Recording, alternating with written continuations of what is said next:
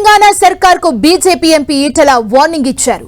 Hyderabad central university రాష్ట్రానికే తలమానికమన్న Etela HCU భూముల వేలం నిర్ణయాన్ని వెనక్కి తీసుకోవాలని ప్రభుత్వాన్ని హెచ్చరించారు. లేదంటే ప్రత్యక్ష చర్యలతో రంగంలోకి దిగుతామని హెచ్చరించారు.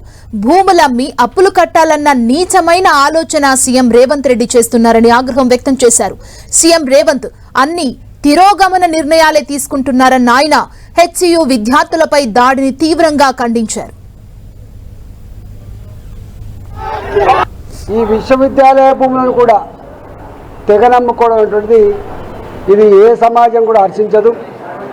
మరి రేవంత్ రెడ్డి గారు ఎందుకు ఇలాంటి ఆలోచన చేస్తున్నారో అర్థం కావట్లేదు. కానీ 15 నెలల కాలం నుంచి చూస్తున్నాం, ప్రతి నిర్ణయం ప్రజా కంటకమైన ప్రజా వ్యతిరేకమైన ఆలోచన తప్ప, తిరోగమనపు చర్యలు తప్ప ఏ ఒక్కడు కూడా ప్రోగ్రెసివ్ ఆలోచన లేదు.